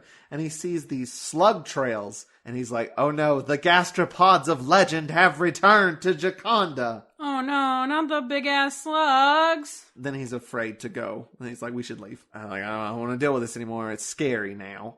Returning to being a coward. Like, the Doctor flip-flopping around is fine, I guess. It doesn't make sense when Perry does it. Makes sense, at least a little bit of sense when the Doctor does it. Perry didn't just regenerate. But anyway, the Doctor's like, I'm not going to go. So Lang's like, then I will go alone. Then the Doctor just has a whole midlife crisis moment where he's just like, things are awful and I'm confused and I don't even have good fashion sense anymore. But he finally agrees to help / go with Lang. And Lang's like, all right, cool, but I'm going to murder you if you flip out again, and points his gun at him and then like heads out. Well, I think they have another they still keep fighting. The scene keeps going on because there's a bit where the Doctor calls him Sergeant, and then Perry says Lieutenant, and then the Doctor and Lang both go Lieutenant, which is a pretty solid joke. Lieutenant and Lieutenant are the same thing, right? Except Lieutenant's the American pronunciation. Mm-hmm. because I don't know if you guys know this, Perry's American. I don't know if Perry knows it. But they arrive underground. Perry's worried about getting lost, and the doctor's like, oh, we most assuredly will be. Asmael takes the twins, also gets there and takes the twins to a lab where we see some eggs. That'll be important later. There's like a whole room full of eggs. Do we also meet the Chamberlain, who's like Mastor's right-hand man, who they try to very quickly establish as a character. They don't fully do a good job of it, but he's like head owl asshole. He's like leading them to the labs, and then he's going to go tell Mester that they have arrived. Meanwhile, underground, the doctor reads some cave paintings that fill us in on some backstory. The Queen of Gioconda offended the sun god, who sent slugs to destroy things. Then the sun god felt that was enough punishment and sent a drought to kill the slugs. But something must have survived. Some egg must have gotten through. And they're like, so the slugs must be back. And lo and behold, there's a couple of slugs just sliding their way through the room. And they kind of duck and hide. And then the slugs slide past. And then Lane goes to check it out and walks into the trail of goop that they leave behind. And immediately gets quick-readed into the slime trail. And the doctor's like, oh, right, you should have stepped in that, you dumb shit. And he can't get his feet out, so he starts shooting it with his gun. Because that's how he knows how to solve things. Just with a gun. Space cops. Mester talks to Asmael. He comes in physically and says, go ahead and tell the twins what we're doing. They'll probably be more likely to help us. Asmael's like, all right, cool, but there's a couple of things I'm going to need from you. One, stop reading my mind. It's like wearing me out, and no one here, is my accomplice. Like, if, I try to betray you, someone else is going to know about it, and you can read their minds, and it's fine. Just get out of my head. It's wearing me out. It's making me sleepy. And also, please get Noma to leave. That's the bad owl, because he's also just kind of fucking shit up. Honestly, I just don't like looking at his face, and having to look at his face stresses me out. We'll do anything you want, just those two things. Out of my head, get Noma to leave. So Matt Story's like, okay, fine. And then turns around and two owls escort him out of the room because the actor clearly cannot see how to get up the steps. They literally lift him up and carry him out. And then this is when we find out for sure that Drac is like, I am with you, Asmael, all the way. And then Asmael's like, you could die. And he's like, there are worse ways to die. For being your friend. That scene was kind of cute. I like that scene. So then Asmael tells the twins about Gioconda and how he used to be the leader. And the only thing that will help his people is he pulls out this map. He's like, this is Gioconda, this is the sun, this is Gioconda, these two lesser planets. We don't give a shit about those. But no, what he wants to do is he wants to bring those lesser planets. At the time we were like, wow, he just thinks that we don't give a shit about those. But I guess there's just actually nothing on them. Well, they're smaller. Smaller. They're going to bring them into orbit around Gioconda as storehouses. Like they'll put shit on it. The doctor gets tired of waiting around for Lang to free himself, throws a huge hissy fit about it, and leaves. Like, fuck all you guys. I'm out. Your notes say, the doctor is a dick again, and leaves. I mean, that's what it is. And the doctor hears Asmael talking to the twins, and he's like, fighting children, are you? Like, bursts into the room and points at Asmael and goes, villain! And jumps across the room, leaps over like a fucking table, and chokes the shit out of Asmael. So that's two for the day. He's got one move. How many more people do you think the Sixth Doctor's going to choke out? I don't know. He pretty much immediately is like, sorry about that. He actually apologizes meaningfully to him. Asmael sort of shrugs it off and is like, well, I'll tell you what's going on. Yeah, he's not like, dude, that was fucked up. Are you okay? No. It's like, it's understandable why you would think this is a bad situation. But let me explain. Lang finally gets free of the slime trail, only to immediately get knocked out by some owls, who take Perry away. Meanwhile, Noma is reporting in to Mastor and bragging about killing the doctor and Perry in the self-destruct sequence. And he's like, yeah, I did that. That was me. And then Perry is brought in and he's like, I don't know who that is. And then Mastor's like, yeah, you're a dumb fuck. But then Mastor gets weird. First off, Asmael got weird about Perry. When he saw Perry, commented on how lovely and beautiful she was. She was. And Mester is doing the same thing. She had this done to her by Jack in the last serial. Why is everyone so weird and creepy about Perry? I don't know. I don't know why we suddenly went, like, let's make her the most uncomfortable constantly. Let's just have her suffer harassment after harassment. That's unfortunate. I mean, I honestly don't care for the companion. I don't care for her. I don't care for her acting. Mm-mm. But I also don't care for the way she's treated. Right. So it's all around just bad. Meanwhile, the Doctor tells Asmiel that his plan could destroy the universe. Don't do it. Could be bad. Could, like, create a black hole in the universe and screw shit up. Then Lang stumbles in and says that Perry has been caught. He passes out, and the Doctor's like, I have to save Perry. And Asmiel's like, if it's necessary, she must die. And then the Doctor turns to the camera and goes, no, Perry! An equally terrible face. Also, the most he's been concerned with her this whole time. See, I would like that if things were better. Like, I feel like this is supposed to be him realizing, like, that he's been a dick. He's been a dick, and he wants to help Perry, and he likes Perry. But he never... None of that's in here. No. There's, like, moments that could work if you transitioned between them. If you did the work instead of just, like, this is the part where the Doctor is, like, fine with Perry now. And, like, or realizes, like, there's no, like, real realization of what he's done. Right. Not a true realization. There's been some offhanded comments about it. Like, that. Okay, so when he actually did apologize, by the way, was... when he's like, take her, not me. She's the one who leads me in all this trouble while they're being taken to Asmiel. Once they get in there, he's like, oh, I legitimately apologize. I'm sorry. That was one of my fits. So he does apologize there, but he like carries on talking about the next thing. Like he's like, we know what's going on. Just forget about it. Right. So, anyway, we finished episode 3. We're now into episode 4, the last one, which I've called Bad Eggs. It's okay. I just named our bonus episode A Good Egg. I'm exhausted. Let's finish this. All right, let's do it. The Doctor mentions that he is full of guilt and rage. Supposedly. We've seen the rage. Not much of the guilt. Could stand to be more guilt. There could be. The Doctor is brought to Mester. He's like, don't worry about me. I can actually help you because I'm very smart. And I will stop you from destroying the universe. I will actually do the thing you're trying to do to figure out. Like the twins can do all the math. I have experience though. So just hire me. The Doctor treats this like a job interview. But he's also keeping his mind a secret. And the Mester's like, if you're going to help me, why are you keeping your mind a secret from me, huh? And he's like, because... dreams are private.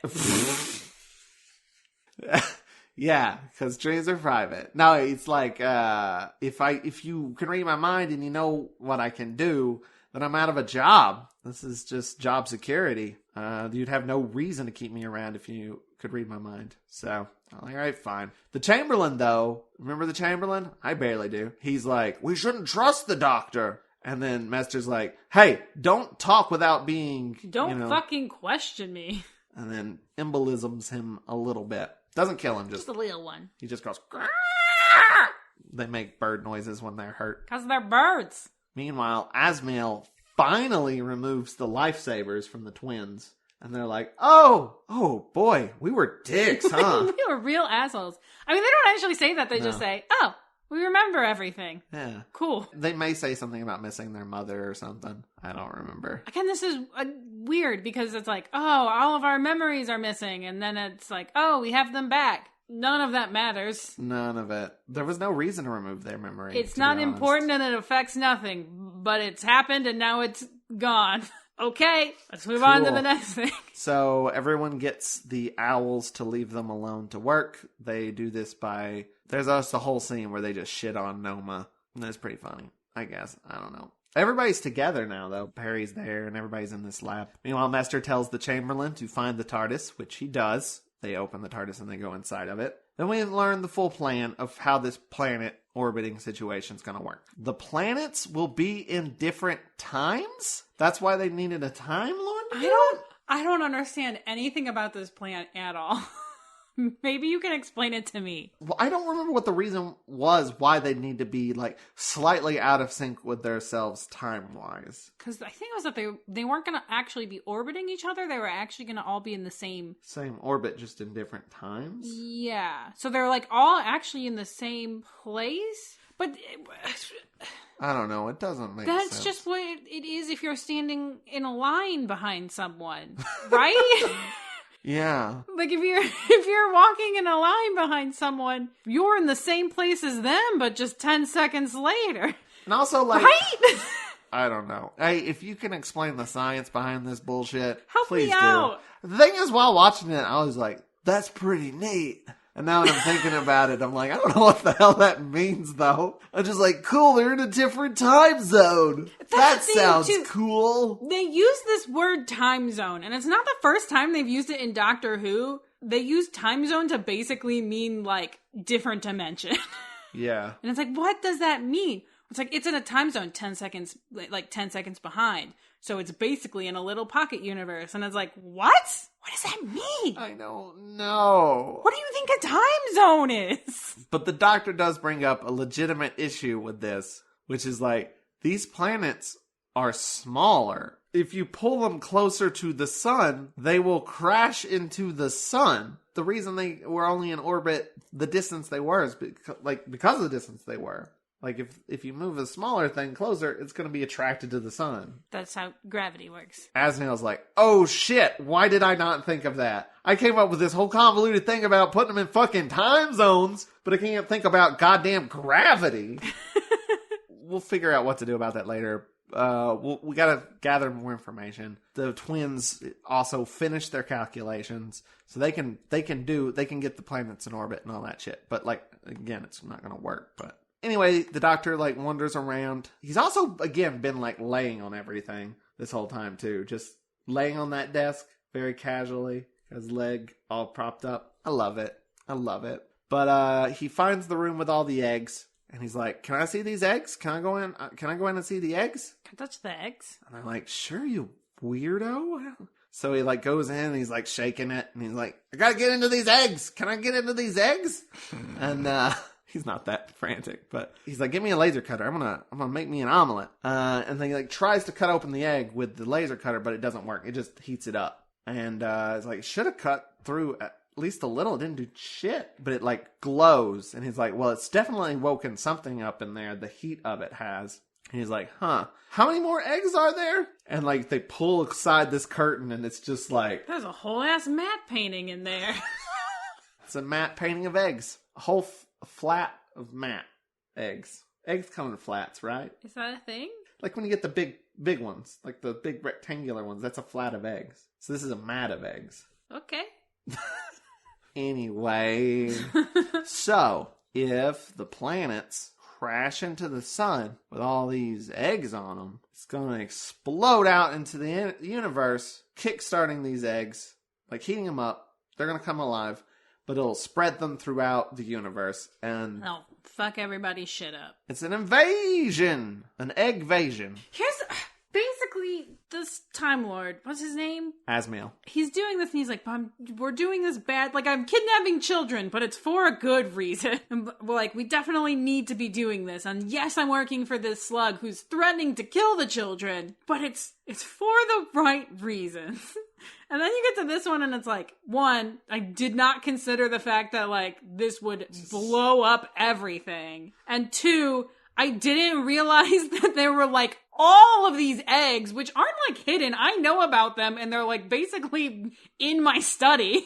And I did not consider that they were, like, for something. This guy's not paying attention at all. No. And he's supposed to be a teacher. I mean, I guess it is kind of implied that, like, he's... You know, the slug guy's been, like, in his brain. So he could be, like, purposely, like, keeping him away from those thoughts. But let's just say that. But really, this is a shit writer. Really, no one thought about that at all while writing this. And so, the twins have finished their calculations, but the Doctor's like, can you remember them in your head? And they're like, sure. And I don't know why. They never use it. They wouldn't use it. I don't know. And then he's like, well, destroy your notes. So they do. They destroy all the work that they've done. I don't know why it's important that they still have it. It never comes back up again. And they're like, well, now we got to figure out a plan about what to do. Hey, Drac, can we like they turn to like the loyal owl, who's just been leaning against the wall this entire scene, and they tap him and he just falls to the floor. Ooh, this is one of the dead. very few things in the serial that's like super effective. It would help if like Asmiel was a little bit more upset about it. But he's mostly like, oh no, Master was using him as a monitor. He was keeping tabs on us. He knows everything. Yeah, but he's not sad at all about his friend who is dead. I mean, it's like, oh shit, that sucks.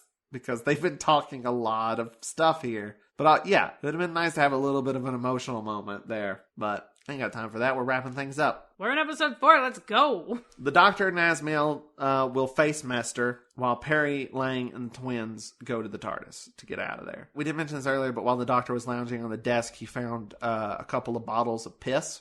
No. They're not piss. They do look an awful lot like urine, but that's not what they are. Just a couple of bottles of Time Lord piss. It is acid. We don't know what Time Lord piss properties are. I don't have this conversation. Oh, that is just going to be in a Doctor Who script in the future, where it's like, new Time Lord lore just dropped. They got acid piss. I mean, more shows should be like Farscape. Doesn't Rigel have acid piss in an episode? I mean, I know he has helium farts, and let's not even pretend like that's not the worst part of the show. He has acid piss in an episode. Does he?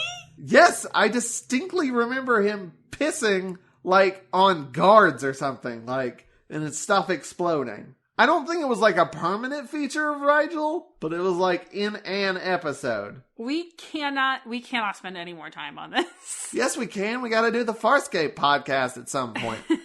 Anyway, so the Doctor takes these piss acid bottles and hides them behind his back. Well, we see one of them he's got behind his back. We later learn he has two of them because he's sneaky. Double sneaky. So they go in there and the Doctor's got it behind his back and he's like, Master, your day is up and blah, blah, blah. And he's very cocky. Do you give up? And he's like, no.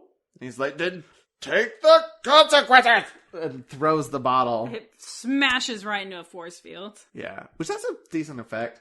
It looks like they had like some plexiglass up in front of it or something. And then they, added in some like blue sparkles in post. And the Doctor's like, oh shit, I'm a bad shot. The people go into the TARDIS, run into some owls because they've actually been camped out at the TARDIS. And the twins do, a heroic thing where they jump in front of everybody and they're like, oh, that's why they have the knowledge. Because they're like, they won't shoot us because we're the only ones who know the thing. Okay, cool. And so they protect him like that. And then it doesn't really matter that much, though, because Lang's like, hey, twins, duck. And then they duck and he just shoots a bunch of owls. They shoot him back, but like it looks like he got hit, but he's faking. And then another owl comes up and then he shoots the owl. It's just a shootout. It's fine.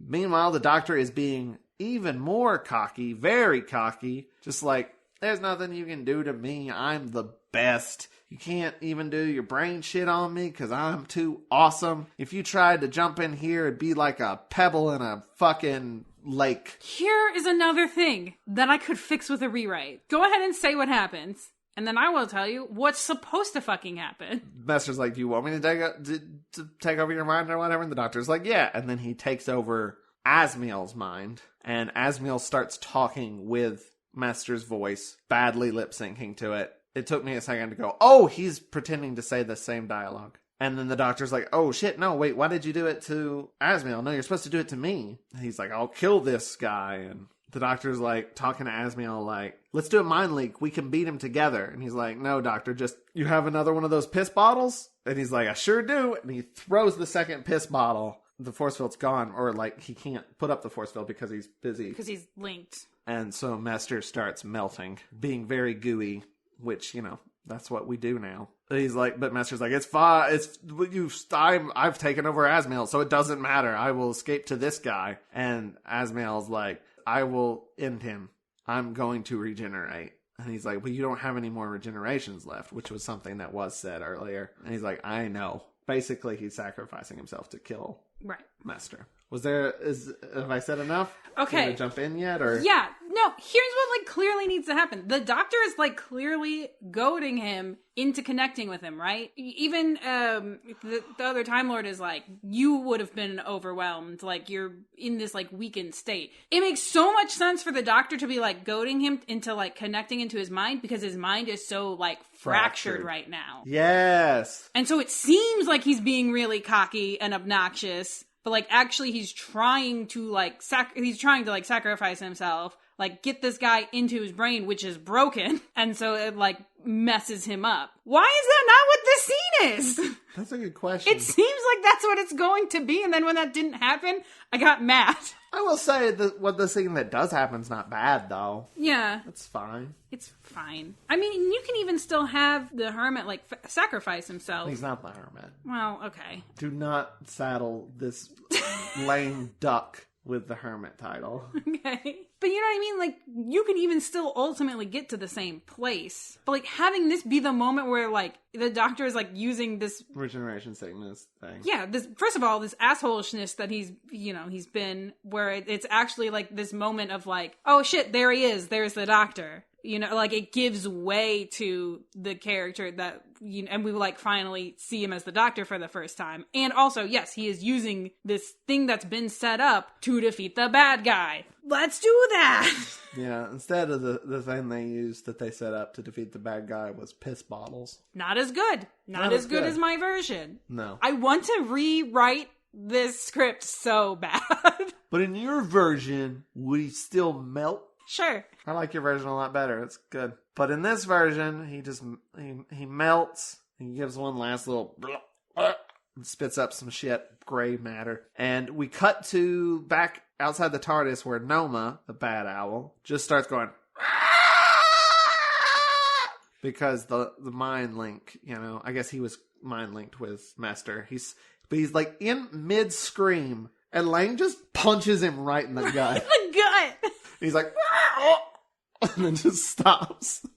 I thought that was legitimately hilarious. Like, from this point on, Lang actually feels like a character in a way he has not the whole fucking time. Yeah. He almost has, like, vibes of the American from City of Death, where he's just, like, punching things and pointing gun at people. And, like, and from this point on, it's kind of funny, but it's never... Before this, he was just kind of there. And, like, Lang gets all the owls out of the TARDIS, and then the Chamberlain's like, okay, but I... And he just points the gun at him, like, don't even bother, and just, like, gestures for him to leave the TARDIS, and then the Chamberlain's like, oh, okay. Like, becomes, like, this weird comedy duo in the last 5 minutes of this episode. Lang and the Chamberlain. When I don't even know if Lang and the Chamberlain had a scene before this. So anyway, Asmael is dying in the doctor's arms. He's already spit up the ghost of Master, like a little black thing flew out of his mouth. And he gives the doctor his ring, which I guess is like the ruler's ring? I don't know. Oh, that makes sense. And he says... One of the best times of his life was that time outside the fountain. The time that him and the doctor just got rip-roaring drunk. Super fucking wasted. And then he dies and the doctor is very sad. And I thought that was fine. I thought that was good. Yeah. Could have been earned better, but as it is, that scene was decent. It was good. I was legitimately like, oh, that kind of sucks. So Perry goes to look for the doctor. She's wandering around, lost in the caves, looking for the doctor. And the doctor grabs her from behind, throws his hand around her mouth, and pulls her back. For what reason? And he's like, shh, it's me. And he like lets his hands go, and he's like, I'm sorry about that. And then she's like, oh, doctor. And he's like, what the fuck? That's like, I think it's supposed to be played as like this humorous moment where there's like, we're making light of what happened earlier. I want to know what the fuck the author of this serial thinks the tone of it is. What were you trying to do? Because I don't know. No. Like, they literally give, like, a look at each other, like, oh, you. And this isn't even the worst. Like, ain't I a stinker? This isn't even, like, the worst part yet. No. That's the very end. But this is a moment where the doctor isn't supposedly, like, fully cognizant. You know what I mean? Right. And he grabs her. Why did he think that would be a good idea?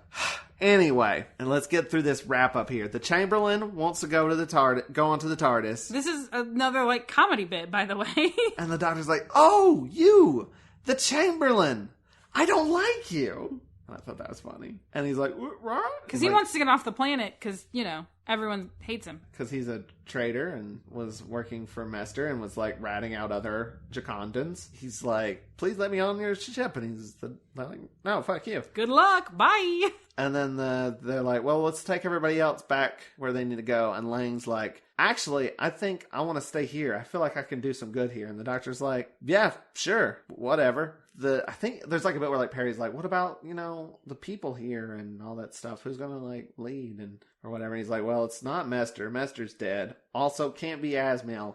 Asmiel's also dead. And then it's like, she's like, well, who's going to take care of him? And then like you hear like gunfire and he's like, it sounds like they're cleaning up the mess themselves. It's fine. But then like when Lang's like, I want to stay, he gives Lang the ring. So presumably Lang's going to be the leader. Because it can't be one of the Jacondans, I guess. Right. And there's like a bit where like the Chamberlain's like, if you leave me here, they'll kill me. And Lang's like, no, they won't. Come on. And then they leave to go off into their weird buddy comedy. When I think he also says like, there's nothing back on Earth for me or whatever. And the Doctor says something like, or the Earth people wouldn't need me for anything. And he's like, that's for sure. And then leaves. And Perry's like, I don't know why he's so rude. Shh, everybody's left. Everybody gets back onto the TARDIS, including the twins. The twins are like, can we stay too? And Perry goes, no. Which is one of the funniest parts in the whole thing.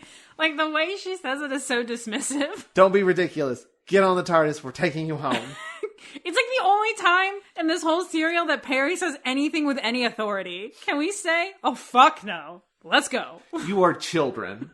So they all get on the TARDIS. Perry's like, I don't know why you had to be so rude to Hugo. I just remembered his first name. Congrats. And he's like, rude? What? I wasn't rude.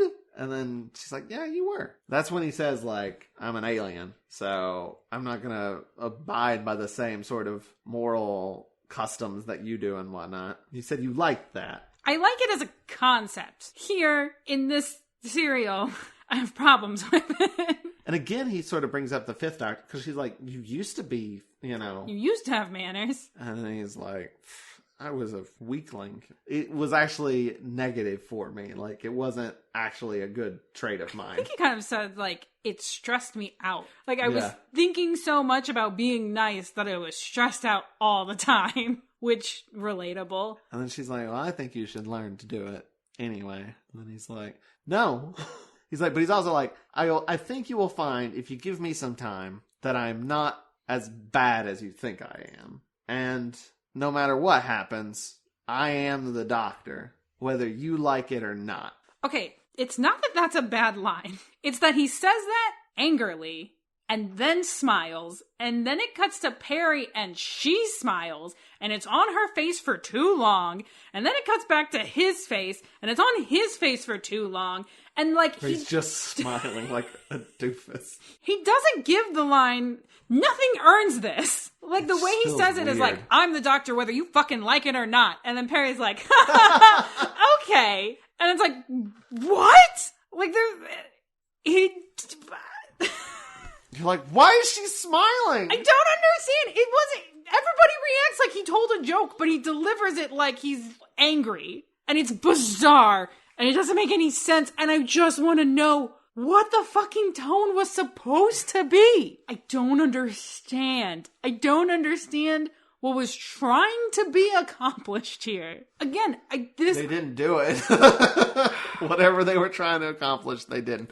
All right, let's save your full rant. Okay. Let's take a quick breather. Going to take a quick break, and we'll be back for final thoughts. Hey everyone, this is George Tripsis, co-host from the Metal Geeks podcast, along with Carrie the Metal Geek and Brutal Dave. Our show is where we bring the metal geek culture and heavy metal culture and mash it into the geek culture. Come listen to our show where we talk about movies, comic books, Disney stuff, and mostly about movies where I'm always right and Carrie's never right. Check us out at metalgeeks.net. You can catch us on all your earhole listening podcast devices. I'm Carrie the Metal Geek, and I approve this message. And we're back. Tony, do you know what time it is? I think you're so angry you're not even going to do your bit. It's time for final thoughts. Final thoughts. All right, Tony, what are your final thoughts? Okay. Is that it? That's it. That's just your final thought. I mean, here's the thing. I got into a lot of it in the episode, so I just want to reiterate. I'm having trouble forming sentences and saying words. I've never seen a serial that I want to, like, rewrite so bad. And part of the reason why isn't because it's so bad, but because it's like, look, all the pieces are there already. They're there and you just didn't connect to them right. Why? They're already in it. I don't understand. I really like a lot of the ideas in it. Even the ideas, like people probably watch this and they're like, these things aren't good. It's not good that the doctor is an ass. Or there's something to some of those ideas of, like, he's an alien. He does not have the same concepts of, like, what is polite and all this stuff. And for a lot of the times he is really working to, like, be human or, like, respond in a way that is comfortable for his human companions. Interesting idea. I'd like to see it explored in a way that doesn't fucking suck. Exploring some of the Doctor's, like, more darker aspects and character flaws. Interesting idea. This is not how you do it. Having the Doctor have regeneration sickness and that being scary and dangerous. Interesting idea. This is not how you fucking do it. There's a lot of really good design in this one. I even like, again, the twins, like, their opening, I don't understand why anything was established about them at all, because we didn't bother to do anything with it. And that happens a lot. Like, I don't we establish a bunch of stuff like, oh, isn't that neat? Fucking forget about it. Because it's never coming up again. Why? Why did we do any of this? I don't understand. And it's weirdly aggressive, not just in like and weirdly combative, not just with, like, the characters, but, like, directly to the audience. This is the Doctor. He's mean and he's hateful and he's the Doctor whether you like it or not. So shut the fuck up. Why? And there's a lot of people that feel like this is what killed Doctor Who. This was the moment. This serial. And, like, maybe it did. You could even sell me on the idea of being kind of combative to the audience, especially in, like, challenging what the show is and what it can be, because people get very, very bogged down or very, very attached to one idea of the show. And I think every now and again you have to go, let go of that. You know, it can be other things if you let it. And also, like, you get a new showrunner and it's like, this is what it is. Good luck. Like, you know, you can't get so attached to specific things. I think that's interesting. I mean, it's an interesting thing that the show is able to do, and it's important that we do it. But you also have to be good. This is the thing that, like, I can't figure out is, like, why? Why these specific choices? Because it seems just like sometimes you're just picking a fight just to pick a fight. Right. Like, we're gonna play with this idea, or we're going to challenge your concept of this character or whatever. It's just like, fuck you because fuck you, I guess. Yeah, it's weirdly, like, antagonistic, and I don't know why. Those are my final thoughts. I can't anymore. I'm done. You've pretty much hit the nail on the head for all of the why this does not work, why it is bad. I want to at least take I agree with everything you said. I think this is bad. I don't think this was good. I do want to focus on some things that I did enjoy. That's fair. Because this is what I'm saying. I wouldn't be so mad if there weren't good things in it. If it was just bad, I'd be like, wow, that sucked. Yeah, like I said, I don't even think this is the worst Doctor Who serial I've seen. There's definitely ones that I think are far worse. I think actually being boring is far worse than being at least trying something. Right. I feel like this at least tries something. It fails epically. But it's not like fucking Power of Kroll, which I... The worst sin is being boring. But, like, there's a lot to like about this, especially if you can separate it from the shit. Like, I think Colin Baker is fun. Like, he's going all out and he's doing a big performance. And I think that's fun. And I don't think it works in the scenes where he's being abusive and bad. But, like, I don't necessarily put that on him as much as the script. Well, yeah, because if he was being this, like, big personality, like, pompous ass, and Perry was like, okay, doctor, chill out. Like, you know? Or even being a little bit like, who is this? Yeah. But not like, if she was like a little bit like, I don't know if this is the doctor. Like, that's definitely a thing that's happened before, like with, specifically with Ben and Polly. They're like, I don't know if this is the doctor. And they're like, I don't trust this guy. Like, that's fine. But to have her be terrified of him and again, is a bad choice. Justifiably. Like, it's not like, oh, she's scared because he's changed and she needs to know that it's just him. It's like, no, like, she's some real fucked up shit happened. Choked the shit out of her. He tried to murder her. But what I'm saying specifically about her being like, oh, the dynamic would be fine. The same lines, he could be like, I'm so great. And Perry could be like, okay. And like cut him down. Like you said, very 10 Donna. If that's the dynamic, all of his performance works really well. It doesn't help that, like, a large part of this is Perry saying, you need to be nicer. You need to have compassion. This is not like you. You should be nice. When she is frequently rude. Right. Like, past the choking scene, there's no reason for her to give a shit about the doctor. But, like, before that scene, she is incredibly rude. She just tells him that he's ugly. She hates his clothes. And again, not in a fun way. No. And it's in like, a really awkward, uncomfortable way. It's just so slap-shottily written. But, like I said, I want to focus on the good stuff. Sorry. Go ahead. Fuck. But yeah, I want to move past this serial and kind of put it out of my mind continuing forward, because I don't want this to taint what I feel like could be a good doctor. I feel like there's still going to be some wobbliness. I don't think it's going to be ever quite as bad as the doctor choking a companion. I hope to God not. It can't get worse from here.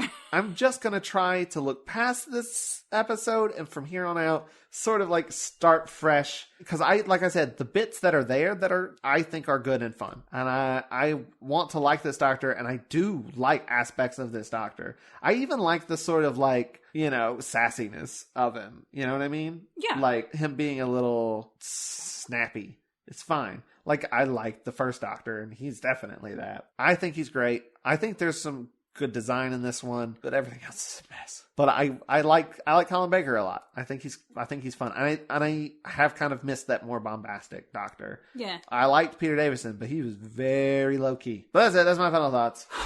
We did it. We talked about this one. I'm exhausted now.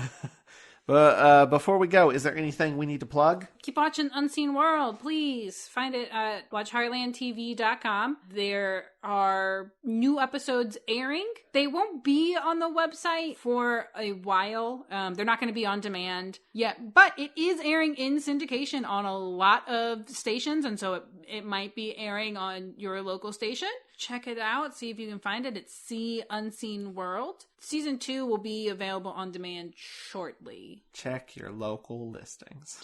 Yeah. But if you liked this episode of the podcast, you can check out more on Watch-A-Rassilon.com. If you'd like to help us out, you can also leave a review on iTunes. Please do that. You can also become a Patreon patron at patreon.com/Watch-A-Thon. Special thanks again to Nicole Mazza for becoming a new Patreon patron. Hey, thanks, Nicole. Check out Nicole's podcast, Terminus, a Doctor Who podcast, at terminus.libsyn.com. You can also sponsor an episode of the podcast by purchasing a DVD or Blu-ray for us from our Amazon wish list, which you can find at watcherassilon.com/support. We'll mention you on the podcast and put your name on our Friends of Rassilon page. Speaking of, special thanks again to Matt Golden for sponsoring this episode. Hey, thanks, Matt. Golden! You can check him out at matthewgolden.net. I also want to give a special shout out to Vince and EL for providing us with our amazing theme song. Thank you, Vince. Check out more of their music at soundcloud.com/VinceandEL or vincentandel.bandcamp.com. And tune in next time when we start a new season of Doctor Who. We talk about Attack of the Cybermen, which is also going to be a new format where this whole next season is 45-minute episodes instead of half hour. And most of them are two-parters. There's one 3-parter, though. But until then, keep calm and wrestle on. Goodbye, and I love you in a platonic, parasocial way. Whatever else happens, I am the Doctor. Whether you like it or not. This has been a broadcast of the ESO Network. Be part of the crew and help support our shows by donating to our ESO Patreon or by shopping at the TeePublic store, which can all be found at www.esonetwork.com. The ESO Network, your station for all things geek.